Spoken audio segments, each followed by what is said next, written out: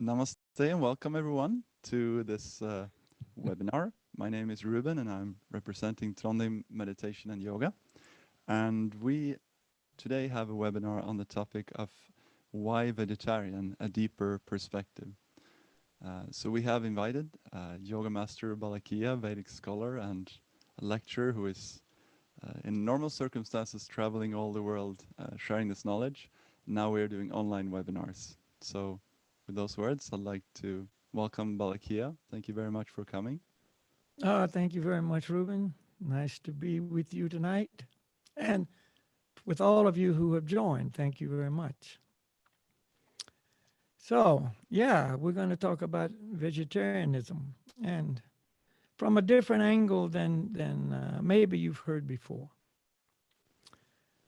Based on the teaching of the Vedic scriptures, we'll talk more about that. But right now, I'd like to offer my respectful obeisances to my spiritual masters, Siddha Sarupananda Paramahamsa and Srila Bhaktivedanta Swami. And I speak from the platform of Bhakti Yoga. Now, in Bhakti Yoga and in all yoga systems, meditation is one of the main activities. In Bhakti Yoga, we practice mainly mantra meditation.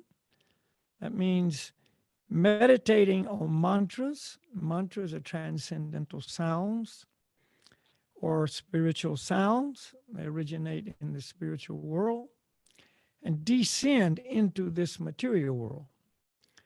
And because they come from the spiritual realm, they bring with them great spiritual power. So, when we come in contact with transcendental sound, we receive great spiritual benefit. So it's the easiest of all meditations and at the same time, the most effective. That being said, we're going to begin our program now with a very easy meditation technique and using the transcendental sound, Gauranga. This is our mantra, Gauranga. And for this particular meditation, we will divide Gauranga into 4 syllables, Go, Ra, Ang, Ga. The technique itself is also very easy. It is a deep breathing technique. And there's so much physical benefit and mental benefit just from breathing properly. In yoga, it's known as pranayama. So the technique is as follows. First, we inhale through the nose slowly, gently, but very deeply. We want to take the air all the way down to the lower abdomen and then fill the body from the bottom up, just like when you fill a glass with water from the bottom up. As we inhale, silently in the mind, we chant Go, Ra, Ang, Ga. When we chant in the mind, we want to chant very softly and very gently. Now, remember, we're all the while inhaling, so gradually the body fills with air, at which point we begin to exhale, and out loud we chant. Go, Ra, Ang, Ga. And then we repeat. Inhale, Gauranga in the mind. Exhale, Gauranga out loud. Before we begin the meditation, we want to relax. Relax the face, the neck, the shoulders, the chest. To help us achieve this, we will take a big breath in through the nose and let it back out through the nose. With the outgoing breath, let your anxiety, your tension, your frustration, your fears, everything go away with that breath. And also, focus on relaxing the mind. Even if we relax the body, the mind oftentimes is very tense, agitated, not relaxed. So also with that outgoing breath, try to relax the mind. While we do the meditation, we want to listen closely to the sound and also put our minds on the sound. Meditate on the sound. Okay. Now, once you've learned the mantra, when we do the meditation, I suggest you close your eyes. Why? This helps us to relax more deeply and, of course, prevents distraction. When we finish with the meditation, sit quietly for a few moments, eyes remaining closed, and just feel the effect, the calmness, the peace, the tranquility. Okay, so everybody out there in internet land, get comfortable. Whether you're sitting on the floor, you're sitting on a chair, you're sitting on the sofa, it doesn't matter. Just get comfortable and eliminate as much distraction as possible. Now, just follow my guidance. Everybody take a big breath, let it out, and relax.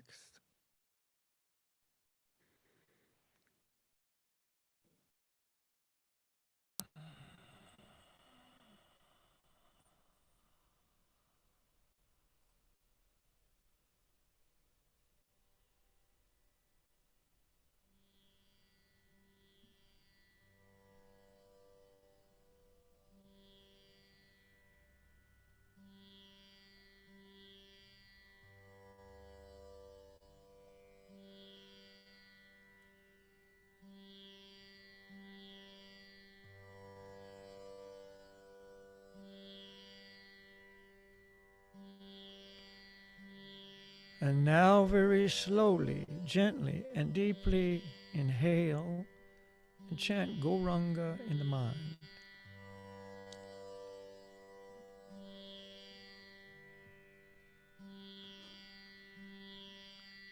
Goranga.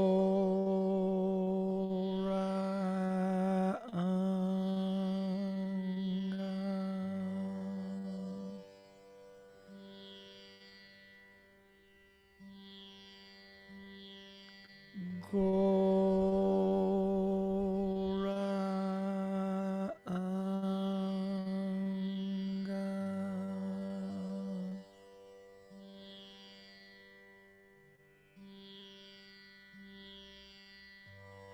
Goranga.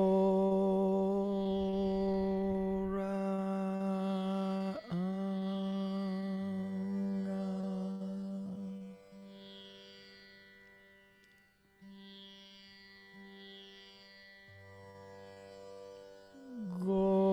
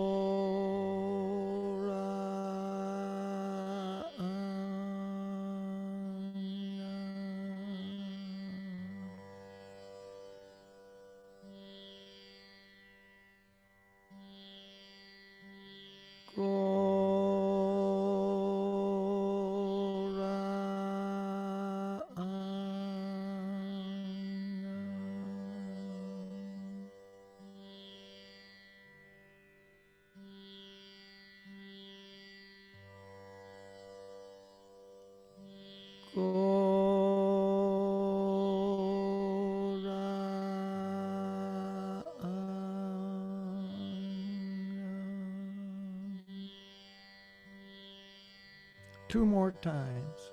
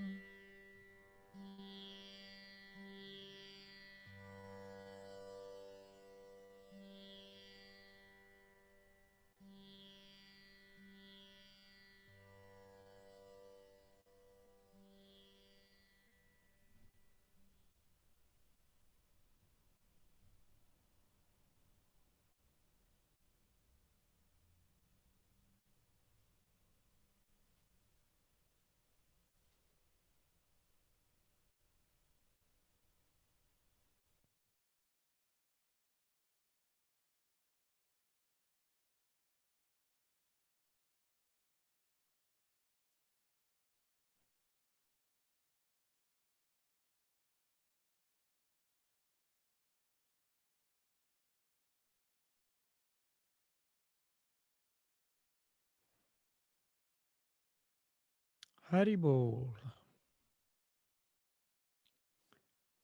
Okay, so you can see, very easy meditation, very relaxing, very nice, just nice. And it's something you can add to your life. You can do it in the morning before you begin your day. You can do it in the evening just before you go to sleep. You can do it anytime. See, add that transcendental sound to your life, and your life will be greatly enhanced. All right, so I'd like to make it clear that any information I present is based on the teaching of the Vedic scriptures. And the Vedic scriptures are the most ancient scriptures. Actually, they were written down 5,000 years ago. But the knowledge itself is eternal. So before it was written down, it was passed down orally from one perfect master to the next. And this line of perfect teachers is known as a disciplic succession or parampara. And a parampara is necessary for the truth to descend in its pure form. We are in the parampara known as the Brahma Sampradaya, and we feel very fortunate to receive our knowledge through this lineage. So this is not my opinion. I'm just passing on this eternal science. Mhm. Now, vegetarianism is a very popular subject now. It's becoming more and more popular. Actually, more and more people are opening up to the idea of eating a diet that contains no meat, meatless diet. Some people take it from many different angles. You know, I was talking to a young guy recently. He said, "Oh, me and my friends have meatless Mondays," meaning one day a week. They're not vegetarians, really, but one day a week they don't eat meat. See, so that's a start. And you experience, well, wow, that wasn't such a difficult thing to do, and pretty soon, oh, well, maybe Mondays and Wednesdays or whatever. You see, you can build up to it like that. Mm. And there's many different reasons why people decide to eat, to become vegetarian. Of course, ethical reasons. I don't like the idea of killing animals just to feed me. I'd rather not do that. They have some sensitivity, some feeling of compassion, little mercy for those animals that have to be killed to satisfy my desire for meat. See, so that's one reason. Ethical reasons, very good reason. It also shows a little advancement in consciousness. See, a little deeper understanding. Mhm. And then, of course, climate change is such a big issue now, and it's been proven without a doubt that the animal food industry is the greatest contributor to the greenhouse gases. Mm.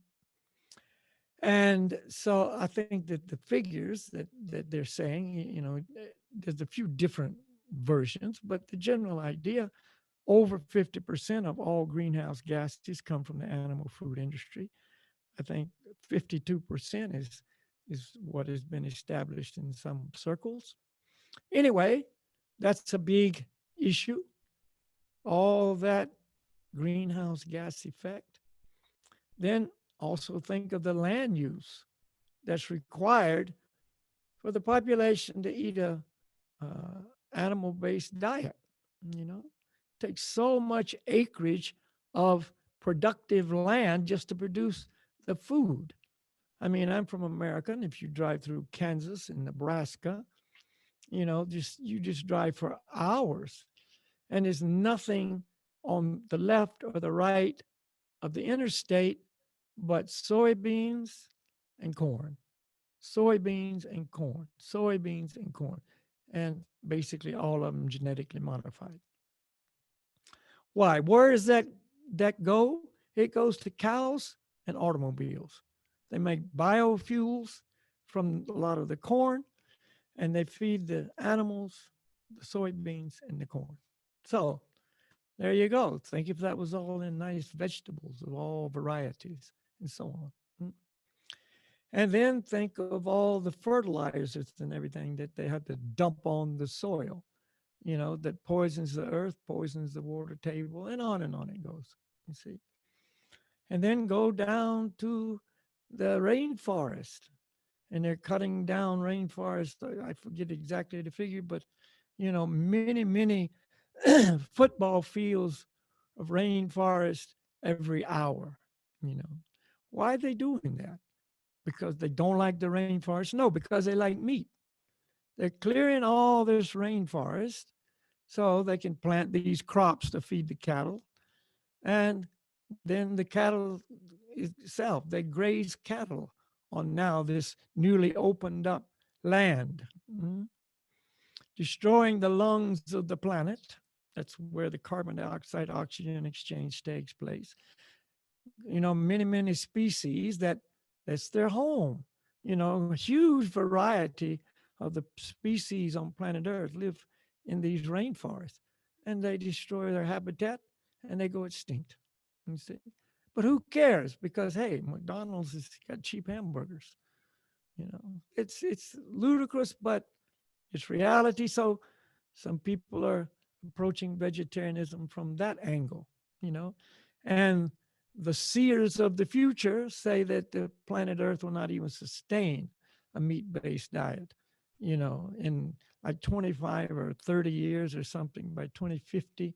They won't even, it won't be possible, because the Earth just can't sustain it, you know. And so then, of course, there's the health aspect. It's been proven again, although many naysayers are out there, that a vegetarian diet is a more healthy diet for the human species. Hmm? Less cancers, less obesity, less diabetes, and all the other things that come from that. The cholesterol and the heart attacks, cardiovascular diseases, and on and on and on it goes, you see, are greatly reduced and sometimes completely eliminated when a person goes on a vegetarian, meatless diet, whole food, plant based diet, and all the reasons to be, a meat eater, you know, have been debunked by science. Oh, you got to eat meat for the protein, and it's been shown in many, many different studies that, the problem is in most cases we get too much protein. It's not we get too little, we get too much. One startling proof. I mean, it'd be hard to deny this one. The human body, when it begins to develop, you know, all the organs are developing and the body's growing and whatever is happening, growth is taking place. The brain is actually, developing and so on. So, what is the perfect food for the baby? When all this is going on, it's just beginning to really, really start. Of course, we all know mother's milk is nature's perfect food for the baby. Mhm. So, okay. And at that moment in time, the body's need for protein is at its highest level. So, they analyzed the protein content of mother's milk. And then they looked at what the recommended protein requirement is for adults.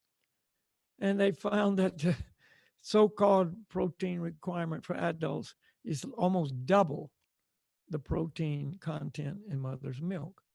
So again, it's not science, it's not proven. It's just somebody's idea, you know. And on it goes. If you want to be a little more convinced, just look at the structure of the human body compared to the design or structure of a carnivore body. Mhm. And before we get into that, let's look at one idea that you can't deny. Every species has their designated food designed by nature. Their body is designed to eat this kind of food. And all those lower forms of life, we call them lower forms, right? The animals and so on, they have their specific diet that they stick to. What does a cow eat? Just because it's known to be normal for a cow to eat grass. The body's designed for grass. There's four stomachs. They eat grass, they chew their cud, make it so it digests more, and so on and so on. And look how strong and healthy those guys are. Here's the meat eater farmer in the old days when they used to have bulls pull the plow, and he's saying, oh, I got to eat meat to be strong so I can work all day. And this bull that eats nothing but grass is pulling him all over the field for hours on end. You know, look at the elephants. They're so strong that in some parts of the world they use them as tractors, and they're vegetarians. They get all that amazing power from plants. So you can't say there's no power in plants, et cetera, et cetera, et cetera. And the carnivores, they have their designated diet. Their body's suited for that. That's what they eat. Koala bears, in Australia, all they eat is the leaves of the eucalyptus tree, but their body's perfectly designed to get every nutrient necessary from that one source, eucalyptus leaves. That's where they live. That's what they eat, and they're very happy about it. You see? So the point is, by nature's arrangement, and nature, by the way, is the presence of God's arrangement in the material world. So by nature's arrangement, which ultimately is God's arrangement, you see, we have bodies designed for certain food.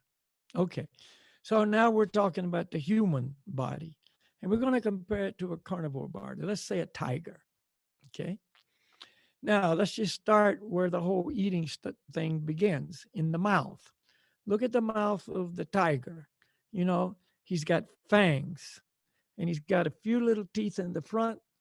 He's basically got no molars and all of those things. Why? Because he doesn't need them. He doesn't chew his food. He just bites a gazelle, tears out a big hunk of meat, and basically swallows it as is. Skin, hair, everything, all one time, just swallows it down. See? Okay, so his teeth structure, tooth structure is perfect for that. Look at our mouth, look at our teeth. You say, we don't have big fangs, unless we're Dracula or somebody. You see? But we've got little canines, we've got nice incisors, we've got premolars, and we've got molars. So we take a little bite off the apple, and then we chew it, and we chew it, and we chew it, and then we break it down, and then we swallow it. Mhm. That's how it's supposed to be. I'm not saying that's how it is with most people. They act like the tiger. They just bite and swallow. Maybe one or two chews just for cosmetic reasons, and they just swallow it down. You see, but that's not how it's supposed to be. The saliva in the carnivore's mouth, it doesn't have much digestive properties at all because the food doesn't stay there. But look at the saliva in the human mouth. It's filled with digestive enzymes because we're supposed to chew our food until it basically becomes liquefied. During that time, this saliva actually begins the digestive process. It breaks the food down. Then we swallow it. Okay, and where's the next stop? Stomach. Look at the tiger's stomach. The acid content is like 5, 6, or more times that of the human stomach. See, it's so strong when that big hunk of meat hits the stomach, that acid digests it almost on the spot. You see, just eats it up. Mm. But our stomach acid is very, very weak. See, in fact, some people's stomach acid is so weak they have to take hydrochloric acid supplements just to make it so they can digest their food, especially when we get a little older in age. Mm. So there's another whole difference. See, then in the tiger's stomach, the food stays there a very short time. That acid breaks it down, some absorption takes place, it goes into the intestinal tract. And the intestinal tract is very short. The intestines are not long at all, and they're almost straight. There's not all this twisting and turning going on. Also, the lining of the intestines in the tiger is very smooth. So the food goes through very quickly. You see, it's broken down quickly, stays in the stomach very short time, goes into this short intestinal tract, smooth walls, goes through and comes out the other end very quickly. You look at the stool of a carnivore, see, maybe you don't have access to tiger stool. Well, look at the stool of a coyote or a dog even, or a cat, a house cat, that's allowed to hunt outside and so on. And in the carnivore stool, you find hair, you find bones, you find all those things that the body doesn't digest, but it just passes them out. See, doesn't need to digest them. Hmm? It comes in, goes out, no problem. See, but look at the human. See, after it leaves the stomach, the food goes through the long process of making its way through the small intestine. And the walls of this small intestine are not smooth, they're convoluted like this. And in each one of these little folds, there's all these little villas sticking out that are the blood vessels are right at the surface. And that's where the absorption of the nutrition in the food takes place. It goes into the bloodstream there, you see? So it takes a while going through all this labyrinth, and then it goes through the ileocecal valve that connects the small intestine to the large intestine. One way valve, so it goes through, it doesn't go back. And then it goes up the colon, across the transverse colon, ascending colon, transverse colon, descending colon. See, again, a long journey. And then eventually comes out if we're lucky. See, if it does, it's a good day. Yeah, man, I had a good day. Good time this morning, good movement. You see, it's a hallelujah moment, you know. So That's a complete different story than with the tiger. Now, what about the meat itself? You see, as soon as meat or an animal is killed, the meat begins to decompose very quickly. You see, it's not true with plant-based foods. Mm. Let's do a little mental experiment. We're going to take a hunk of raw meat, and we're going to take an apple, and we're going to put them both in the sun, and we're going to leave them there. Let's say it's a quite warm day, 30 degrees. Can you imagine in Norway a 30-degree day, hot, sunny? See? Oh, I saw one once in my life, kind of thing. Anyway, no offense to Norway. I like Norway a lot. It's just the weather's, what it is. Anyhow, so you put the meat and the apple in this 30-degree sunny day and leave it for 8 hours and come back and take a look. Which one would you rather eat? See? Well, there's no question. That meat has become colored and dank. It's putrid. There's flies swarming around it. It stinks. You see, there's no way you won't even get close to it. But look at that apple. Oh, it's shiny. It's still looking good. You pick it up, no problem, no hesitation. You take a bite. Oh, wow. So nice, warm apple juice. You see? Put it between two pieces of bread and you got an apple pie. So there you go. See the now look at the human body. What is the temperature inside the human body? 36.6. See? So is that a hot day? Very hot day. So when you take that hunk of meat into this huge, this very hot environment, it starts to break down and get putrid real quick. But it doesn't go through the body quick. Stays in the stomach a long time, stays in the small intestine a long time, stays in the large intestine a long time, hours and hours and hours. And it's just rotten and it's giving off toxic poisons. You see? So that's how it is. But again, the vegetarian plant based food, that's not the case at all. The body's designed for that, you know. And when that meat goes into the small intestine, see, the way the intestinal tract in the human is designed, it needs a lot of fiber to move things through, to sweep it out. It's like a broom that kind of keeps things moving. All fruits, all vegetables, nuts and seeds and grains, all high in fiber. Mm. Meat, zero fiber. So you take in that meat and it doesn't move. It gets stuck in there. All that saturated fat gets stuck in all those little places where the absorption is supposed to take place. They get all clogged up. It begins to accumulate on those intestinal walls. And so the intestine, say it was this big in the beginning, it starts getting smaller and smaller, like a clogged drain pipe. So again, absorption can't go through that, and we don't get a proper nutrition. Things get stuck. Constipation is one of the big problems of people who eat meat. Laxatives are one of the biggest sellers in any pharmacy or any place that sells medications. People are always looking for that laxative. Older people, they have to eat fiber, especially older people. You know, why you got to eat extra fiber? You got to buy some extra fiber when if you eat food it's filled with fiber, you don't need it. You already got it. It's part of your diet. That's how it was designed by nature, you see.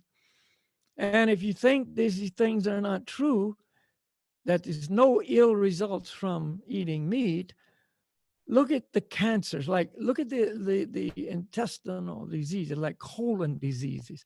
Colon cancer is one, I think it's the third or fourth uh, killer, in the cancer category.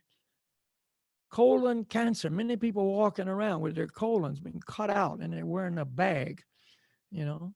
And then you got Crohn's disease, you got diverticulitis, you've got, irritable bowel syndrome, all these, colon diseases caused by the meat. You don't find those diseases hardly at all in vegetarians. Hemorrhoids, another one. You're straining to get out that stuck stuff, and it makes it so your hemorrhoids come on the outside. Many people are suffering from hemorrhoids. They have to have operations and so on and so on and so on. Very painful. You very, very rarely find it in people who are true vegetarians. I'm not saying it never occurs. It can occur, but it's very, very much reduced, you see. So there you go. You got all this proof. Some people will make another argument. Oh, people love to argue. I get it all the time. You know, they say, oh, but we're not carnivores, but we're omnivores. Omnivores. We can eat anything. We can eat vegetables and fruits and all that, but we can also eat meat. Omnivore. See, very versatile. Mm. All right, so let's look at a designated omnivore by nature's arrangement, a dog. You see, a dog is an omnivore, or a bear. A bear is an omnivore. Mm.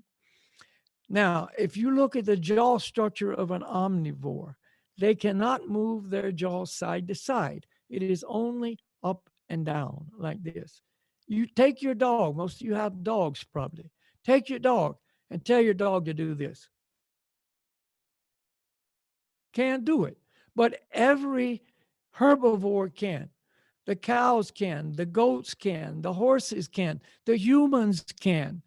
Every herbivore has that ability of side to side movement of the lower jaw because that's part of the grinding up of the food process, chewing the food. Dogs don't chew their food. That's why people who eat so fast sometimes it's described like they're woofing their food, just woof it down like a dog, you know. And that's another big problem, for health, because you're supposed to chew your food. There's a saying, drink your food and chew your liquid. Even if you drink some liquid, you should kind of move it around in your mouth a little bit. Let those enzymes work on it, and then swallow it. See, that's if you want to be healthy, but we're so much in the mode of passion. We're so helter skelter, running everywhere, don't have time for anything, that we don't chew our food. We don't eat the right food. And we wind up with the biggest health crisis, that's ever been, you know. All the research, all the amazing development in medical science has not stopped cancer. People got cancer left, right, and center. Used to be one every 10 people. Then it was one every 4, one every 3. Some places now it's one every 2.5 people, in their lifetime will get cancer. You and vegetarians also sometimes get cancer. But again, percentage is much less. Mhm. And look at the obesity, nature's arrangement. You eat the right food, do the right thing, live healthy, you're not going to be obese. You're going to have a normal weight for your body structure. You're not going to be overweight. You're not going to be underweight. You're going to be the right weight. That's where your optimum health will be, your strength will be. You're going to feel good about it, a general feeling of well being, etc. Vegetarian diet will bring you to that optimum weight, you see.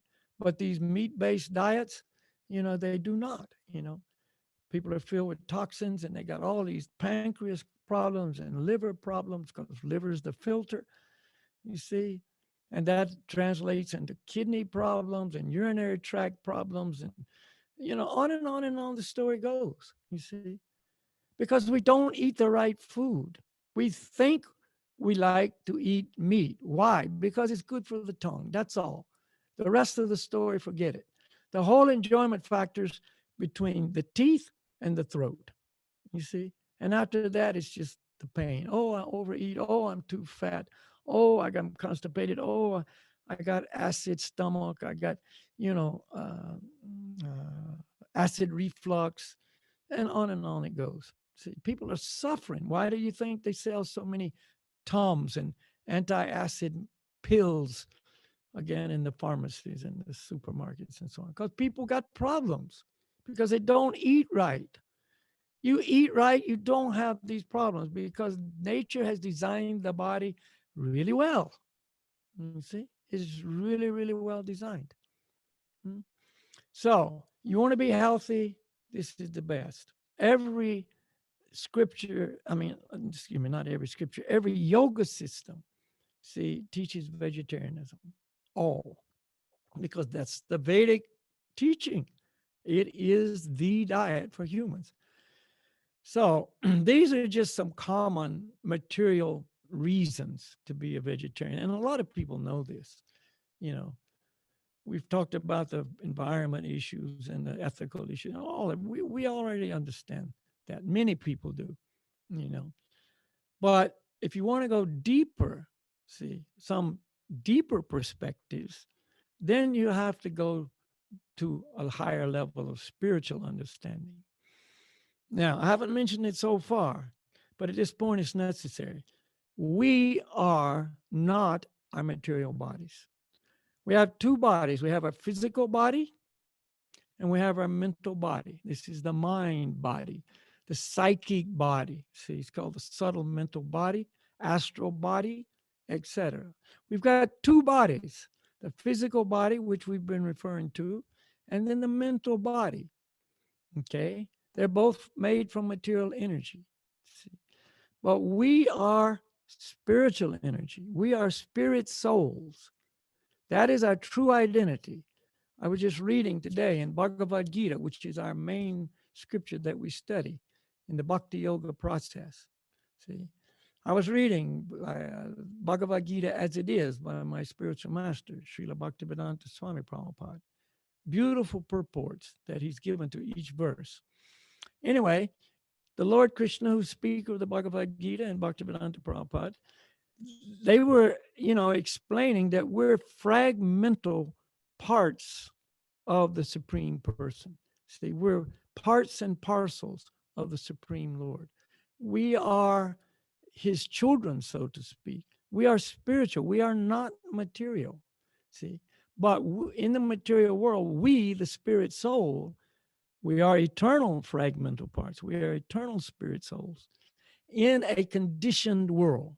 When we come into the material world, we are given by material nature our earth suits or whatever planet we take birth on. We're given our appropriate coverings, our suits, our clothes for us to wear while we're here on planet Earth. Now, in our human forms, we have our human clothes. See? We have a human mentality, we have a human body, physical body. Mm? And again, it's designed for certain things and so on, certain foods and everything. Now, one thing that we should understand also is that the food I eat affects my mental body also, not only the physical body. Our consciousness, our attitudes, our nature. See, a meat eater by nature is more aggressive. He's actually more aggressive. He's more agitated. His senses are more agitated. See, meat is in the mode of ignorance. It's a mode of ignorance food. It's a dark food. Mm? When we eat it, it pollutes our physical body, it pollutes our mental body as well. You see. And so therefore, it has a double effect. So many people have so many mental issues now. There's schizophrenia, there's bipolar issues, there's all these dementias and Alzheimer's and on it goes, all these hyperactive syndromes and whatever, depressive modes and all kinds of mental issues. And many of those mental issues can be addressed through nutrition. It may not completely cure it. Maybe there's been so much damage done already that it can't be brought back to how it should be. You do a lot of damage. It's hard to bring it back. If you're a sport person, if you tear up your knee really bad, it's hard to bring it back to as good as it was new. You know, you tear up some part, it's not easy to fix it. You know, so if you tear up your mind through the wrong food and intoxication and so on, it's not going to be just fix it in a day, and maybe you can never fix it. Could be some injuries or whatever. But the correct diet will many times affect the mental body, meaning our mental condition, in a very, very positive way. There's one doctor that's developed, a supplement. His son was manic bipolar, I think he called it. I mean, extreme bipolar, you know, and every, psychiatrist and all the mind doctors that he went to told him there's nothing we can do but just give him a bunch of drugs. And they always prescribed all these psychotropic drugs. He said it didn't help the guy, his son, and he even made him worse in many cases. So he decided to take it on his own to find another solution. And he somehow had an intuitive understanding nutrition could help. See, he didn't know anything. He's just a layman. He doesn't know anything about this field. But he said he prayed on it. And he prayed very deeply, and he got some insights through his prayer. And he began to develop a nutritional supplement with the different vitamins and minerals and all the different things that the human body needs to operate properly. And he, after trial and error, this didn't work so well. It's helped a little bit, but not much. He didn't know what proportions to put this much copper in relation to this much zinc and whatever. But anyway, he got it right in the end, and his son, by taking this, became very, very much better. You see, he couldn't go to school at all before. He couldn't be around people. Everybody was afraid of him. He'd go on these trips where he was going to kill everybody and on and on. Hmm? Had to be basically locked up. And he got so he could go back to school. He could have basically a normal life just from taking this supplement. See, but anyway, that's just another whole idea. If you eat the right diet, many of these problems will not even occur. And if they do, it'll be minimized greatly. Or if you've got them, it can help a lot in many cases. Okay, so back to the idea. We're spirit, soul, and we are covered in our two bodies, mental body and physical body. Okay, there are laws of material nature that we are subjected to, knowingly or unknowingly, like the law of gravity on planet Earth. Excuse me. The law of gravity is working whether we accept it or don't accept it. But if we jump off the top of a house, we experience gravity. See, it's really there. The biggest skeptic finds out very quickly. You see. So one of those laws of nature is the law of karma. And the law of karma is the law of action. In the human form of life, we're responsible for our actions. So if I cause pain, suffering, hardship, or death to another living entity, I am responsible for that. And coming back to me, in turn, will be pain, suffering, hardship, and death. You see, bad action, bad result. See, bad karma. I'm punished for my bad actions. If I do good things, I do good things for people. I, do charity work, welfare work. I'm a compassionate person, and whatever. You get the idea. I'm a good guy. I do good things for other people, you know. Then that's good. I'll get good rewards for that. I'll get good results. You see, good action, good results, good karma. So we're going through our life creating karma, some good, some bad. And we come to the end of our life with our karmic picture. And that karma goes with me into my next life. We're spirit soul, eternal spirit soul. We don't die at the time we leave the body. The body dies, we don't die. We take on another body according to our consciousness. And in our next birth, we will be accompanied by our karma that we created in our previous life or lives. It can go from multiple lifetimes. Okay? So, according to my karma, I'm going to take a birth in a favorable situation, an unfavorable situation. What body I take will be determined a lot by my karma, also my desires, my attachments, and so on. So I might get a human birth again. I might not. I might get a lower form, dog, cat, insect, plant, whatever. That's according to my karma. And again, my desires and so on. So here's the point. If I'm eating a meat based diet or just have meat in my diet, I'm having to kill unnecessarily to sustain this body. It's not necessary. to kill another animal to sustain the human body. It's not supposed to be sustained by animal food. It's supposed to be sustained by plant based foods, with the exception of dairy. Dairy is a vegetarian food, highly recommended in the Vedic scriptures. Again, there's a lot of argument against that. We don't have time to go into that part. But I'm just giving you Vedic knowledge here. So, if I kill another animal, cow, pig, chicken, whatever it is, to satisfy my craving for meat, I'm creating huge karma for myself. See? A lot of karma. So, therefore, that's with me. I've murdered unnecessarily another person. So, therefore, I will be punished for that. Hmm? Those kinds of punishments will be coming back to me if I spend my whole life eating meat. I create unbelievable amount of karma. I may experience some of that in this lifetime. I may experience it in the next lifetime. It's said in, again, Bhagavad Gita, those animals that I'm responsible for killing in this life will meet me in my next life and I will be killed by them. You see, turn for turn. I do this, I get it back.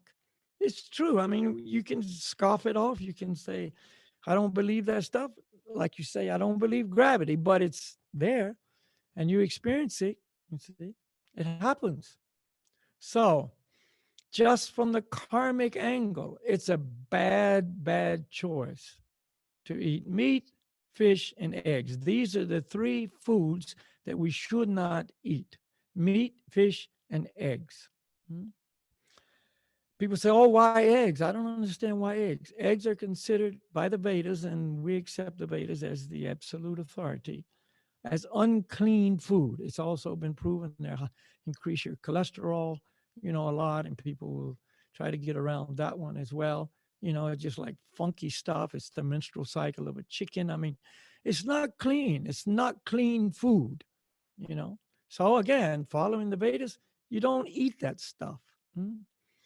But again, fruits, vegetables, nuts, seeds, grains, and dairy products are the designated food by Mother Nature from God for the human form of life. This is the food. This is our vehicle. This is our apartment. This is where we live. It is our duty to take care of it. We are the stewards of our body, physical and mental. It is our duty to take care of it properly, to be used in service to God. That's the function, that's the purpose of the human form of life. But if I just, don't take care of it, then that in and of itself is a sin. That is bad karma as well. I had the opportunity, I didn't take it. My duty was not performed. So I'm going to have to deal with that too. See, there's a whole lot going on here on the deeper level. And then, if you really understand the law of karma, you're going to understand a more fine point here. Let's say I've accepted all this previously, I'm a vegetarian under all the way, but I still got to kill, don't I? See, I got to kill the carrot. I got to cut the head off the cabbage. You know, everybody is living at the expense of somebody else in the material world. That's how it is. See, so what do I do about that? Because it's still killing and it's still karma, greatly, greatly reduced from killing an animal, you see, or a fish and so on. Greatly reduced. But it's still karma, which still keeps me on the wheel of birth and death, which is not where the spirit soul wants to be. The spirit soul, in the upper levels of knowledge and understanding, develops a desire to return to the spiritual world, which is our true home. Okay, so what are you going to do about that karma? I mean, you're doing the best you can. You're not eating meat. You're not eating fish. You're not eating eggs. You can all kinds of uh, effort is being made to do the best you can, and you're still creating karma. Seems like it's a no-win situation. No, there's a loophole. There's a way. The Supreme Lord has designed a very perfect solution to this remaining problem. He says in Bhagavad Gita, you know, devotees of the Lord are freed from all kinds of sins because they only eat food that is first offered for sacrifice. Whereas those who eat food that is prepared only for sense gratification verily eat only sin. There you go. There's the answer. Food first offered to sacrifice relieves one of all these sins. Okay. Also in Bhagavad Gita, this is chapter 9, text 26. See, the Lord says, he who offers me with love and devotion a leaf, a fruit, a flower, or a little water. This is all those vegetarian foodstuffs I've just referred to. If he offers me this with love and devotion, I will accept it. When the Lord accepts an that offering is purified. If I offer the Lord an apple, that offering is accepted if I offer it with as much love and devotion as I have. And again, a person may say, I don't have any love and devotion. I don't even know if there is a God. But you don't know there's not a God. Even the most staunch atheist really doesn't know there's not a God. He might be convinced there's not a God, but he doesn't really know that. You see? Maybe there is. There's always that chance. See? So let's just say you don't know there's a God, but let's just say, okay, but maybe. All right. Then you offer that apple. Okay. If there is one, love and devotion. Okay. Please accept this apple. You see? The Lord knows what's going on in our hearts. He knows what's going on in our minds. He knows our intentions. He knows what we're trying to do. He's in our hearts. He's our constant companion. And he will understand. He's the most understanding of all personalities. And he will accept that offering. You see? Therefore, all karma is removed because he's accepted it. All karma is removed. It's purified of all karma. So now that apple or the vegetables or whatever it is I'm offering is free of karma. But you cannot offer meat, you cannot offer fish, you cannot offer eggs. He will not accept it, and it's actually offensive to even try to do so. Don't do that. You know, if you want to do the wrong thing, trying to do the right thing, you'll do it by doing that. Don't offer meat, fish, eggs. Don't even try. Understand, I can't offer that. Okay, but you offer these offerable foods. Okay, he accepts them. All karma is removed. But in addition to that, and this is even a more wonderful part, that food takes on spiritual quality, spiritual potency, spiritual power, just like the mantra, Goranga, that we chanted. Now, excuse me, I eat that apple. I'm not eating an apple. I'm eating what is called prasadam. Prasadam means mercy.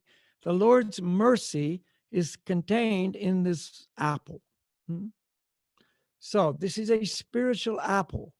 It has all the material nutrition before, all the vitamins and minerals and the fiber and all those things, but it has now spiritual potency.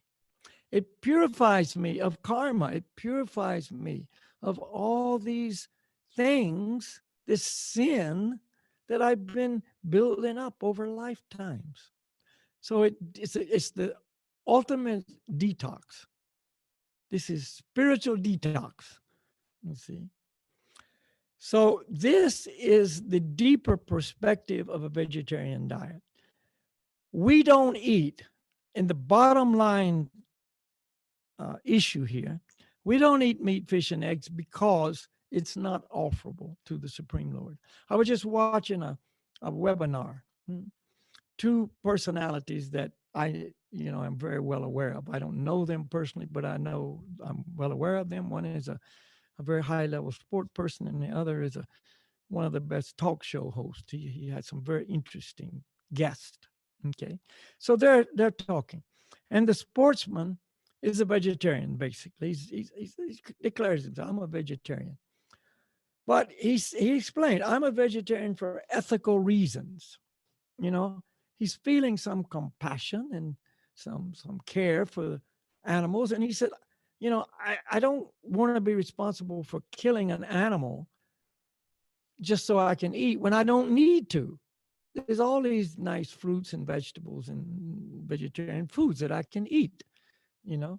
But he also mentioned that, on expeditions sometimes in difficult places or he's in other situations, he does eat meat sometimes, because that's just, what's going on or what's convenient or whatever, you see.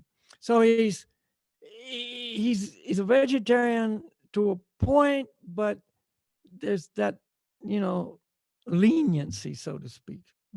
He's not really understanding the true reason to be a vegetarian. You see, the true reason to be a vegetarian is offer the food to God. That's the real reason. You're developing a relationship with God. You're following His instruction. He's asking you to do this. You're doing what He asks you to do. This is all in harmony with His plan, you see. And on it goes. There's much more to it than just healthy bodies and even healthy minds. And even, just good for the planet and all these other things, you see. The talk show host said, oh, well, have you ever tried mollusk? You know what mollusks are, Ruben? That's clams and oysters and shellfish. Barnacle. I mean, not so on. Not barnacles; they're too small. But yeah, those kinds of creatures. And he says, "Oh, and you can eat those because there's a lot of protein. There's a lot of nutrition, and they are they're even lower on the consciousness scale than plants." They've proven that plants can have some feedback between you and the plant. They can feel pain and so on. But he said the mollusks are even more unconscious. It's just nobody home kind of thing. His explanation, not my explanation. So therefore, it's fine to eat them. They're vegetarian. They're not vegetarian, you know. And what he say may be true as far as their consciousness, whatever. They don't feel pain and all. He went on to a whole lot of things. But the point is, you can't offer them to God. He won't not accept them. And that is the bottom line. So he who eats food that is not first offered for sacrifice, and the sacrifice is offering it to God, love and devotion, verily eats only sin. Hmm? So without this deeper understanding, without this deeper perspective that I'm spirit soul, I'm trying to develop my relationship with the Supreme Soul. This is the best thing I can do in the way of keeping my body alive is to take the foods that are recommended by God to be offered to him and then offer it to him. That's being compatible in harmony with the supreme person. That's what it's all about. And you can do it so easily. So all the other reasons to be a vegetarian are included: the climate reason, the ethical reason, the health reason, the planet reason, the this reason, that reason, all are included. But the bottom line is, I can't offer it to God if it's not in the category of offerable foods. So I can't offer the mollusk. If I'm on some expedition and people say, well, here, eat this meat, I say, no, I can't, because I only eat food offered to God, and I want to offer it and I can't offer that. So before I go on my expedition, I'm going to arrange it. If that's where I'm at, if that's what I do, I'm going to arrange it. So I take with me the food that I can be compatible with in my service to God. You see, you think ahead. People arrange all these other things to make it so they can do what they want to do in life. If they're climbing Everest, they can arrange the oxygen bottles to take up to Camp 4. It's a huge effort. They can arrange it so all the tents get up there and get pitched.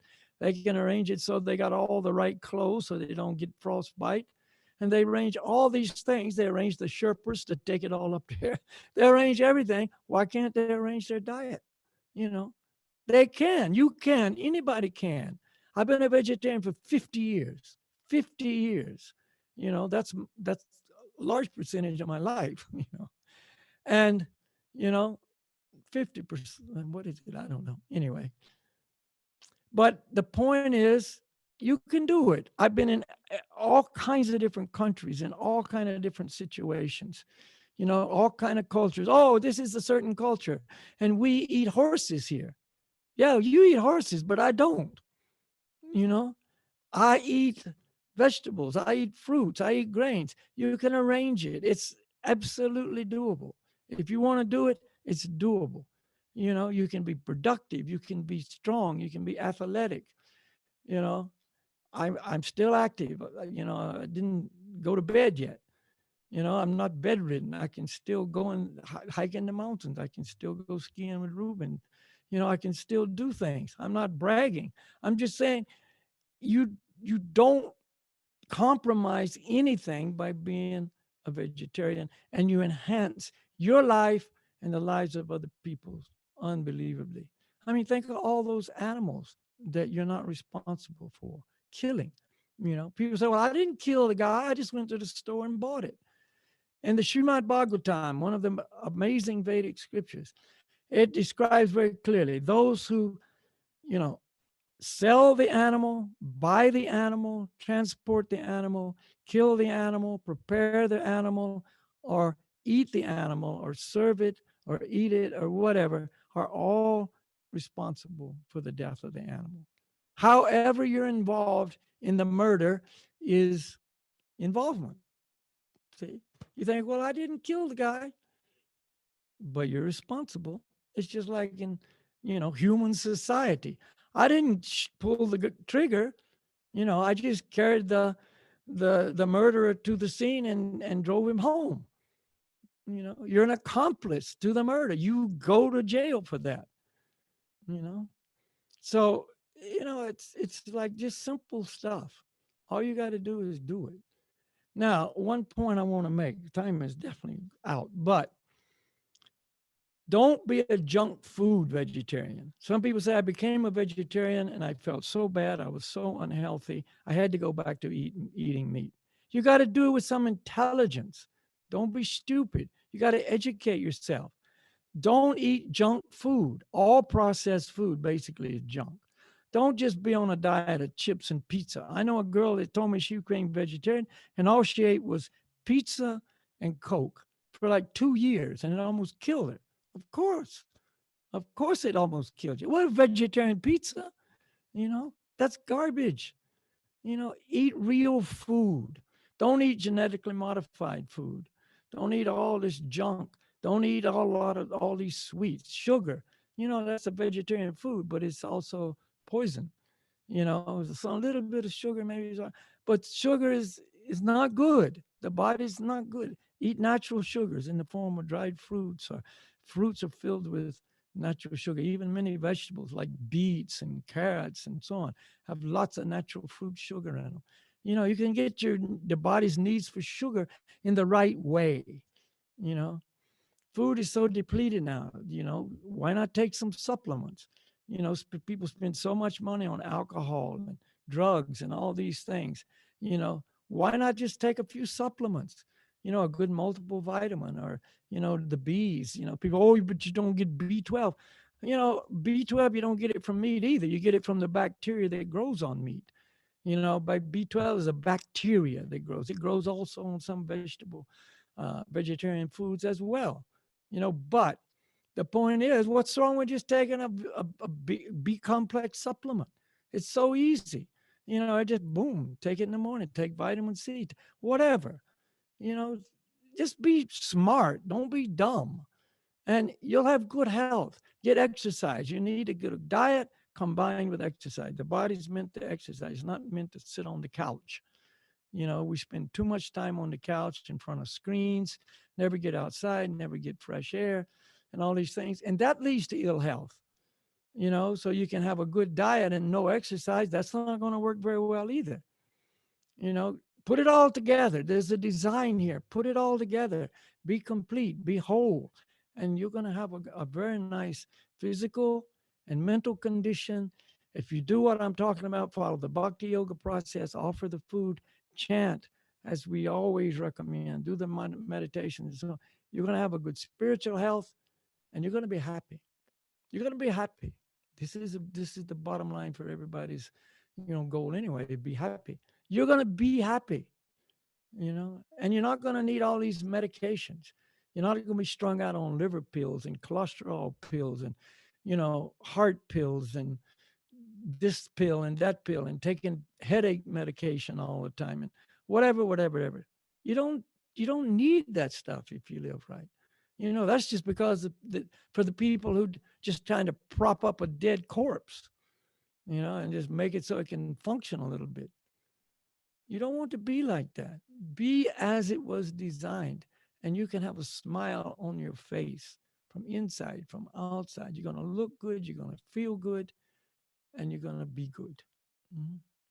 Okay, time is up. If this is relevant to you, great. If it's not, maybe it will next week, next year, who knows? First you hear it and sometimes then later you act on it. But don't wait till it's too late. Sometimes people wait until they're, got foot in a grave and then they try to eat right. It's too late, man. You already destroyed the machine. Of course, you can still offer the food. That part is never too late. If the last glass of water you ever drank, you offer it to God. That's great.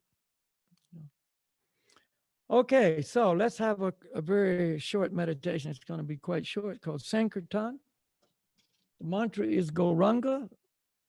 I'm going to just chant the mantra Goranga. You listen, and then after I finish chanting, you repeat.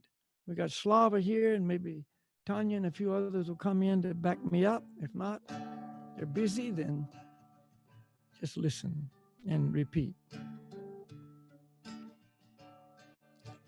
Goranga. Everybody.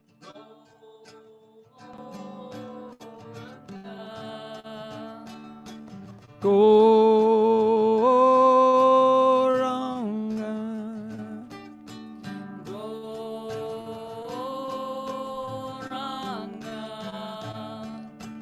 Goranga.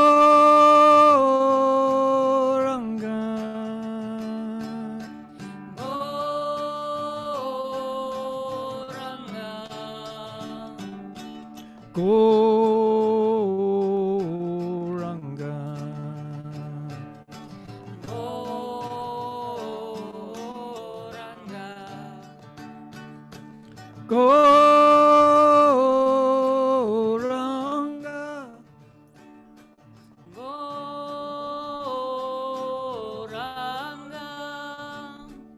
Goranga.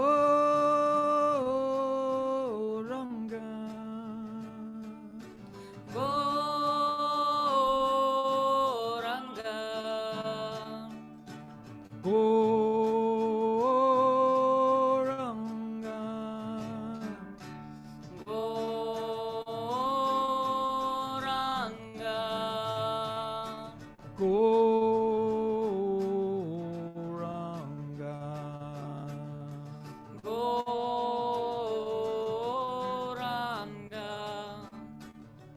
Goranga, Goranga, Goranga, Goranga, hey. Goranga, Goranga, Goranga, Goranga. Goranga, Goranga, Goranga, Goranga. Goranga, Goranga, Goranga, Goranga.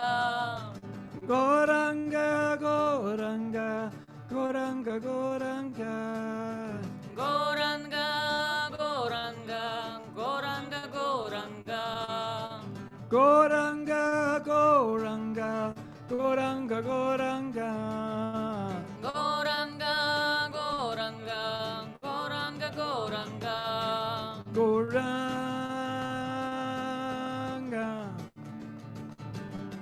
Goranga.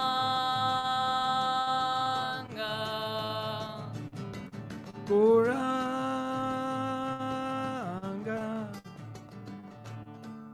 Goranga.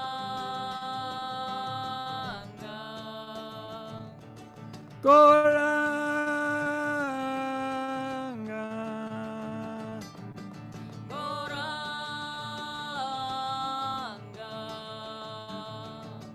Goranga.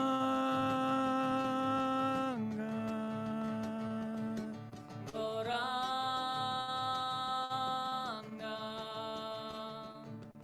Goranga.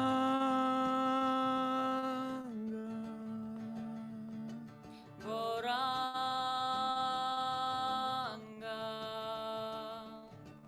Goranga.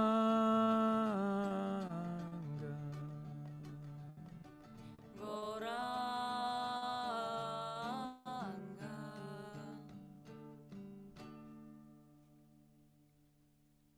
Haribol. So that's our Sankirtan meditation. And it's a very, very enjoyable, lively type of meditation. You can dance, you can do all kinds of wonderful things in Sankirtan. And it brings everybody together. You feel really, really connected through the mantras. So you add all these meditations with mantras combined with a really, really good vegetarian diet, offer that food, to Krishna. That's establishing that relationship, and you're moving quickly in the right direction, I can tell you. You're really making good progress in life. And the symptom of that will be a feeling of really well-being, physical well-being, mental well-being, and spiritual well-being. Don't expect miracles. Don't think it's going to happen overnight.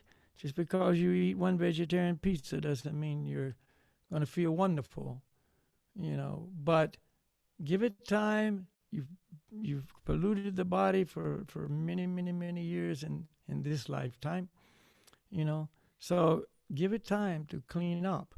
You see, if you're already clean, great. Then take these additional bits of information, the offering of the food, the spiritual benefit. That's a deeper perspective. Even if you've been vegetarian for your whole life, maybe you never heard about that part. I was a vegetarian already when I met my spiritual master. He told me this part, and it opened up a whole new realm for me, So there you go. So no matter what level you're on, you're absolutely not even thinking about vegetarianism. You're kind of thinking about it. You're partial vegetarian. You're the meatless Monday guy. You're hardcore vegetarian. You're vegan. Whatever. See, take it, add this to it, and you're moving forward. Okay, I got to run. I got another program in 5 minutes. So thank you guys very much. Ruben, thank you. I know Christian's back there. Thank you, Christian. And we'll be back next week with something else. A lot of information that we like to give people the opportunity to hear. See. So take care, all the best, and we'll see you. Have a wonderful time this week. Chant the mantras, think about your diet, and see you next week. Haribol. Haribol. Thank you very much, Balakhilya. You too. Have a good week, and we're looking forward to see you soon again. All right. We'll be back. Yes. You have a good week too. Get out there. Haribol. Haribol. Haribol.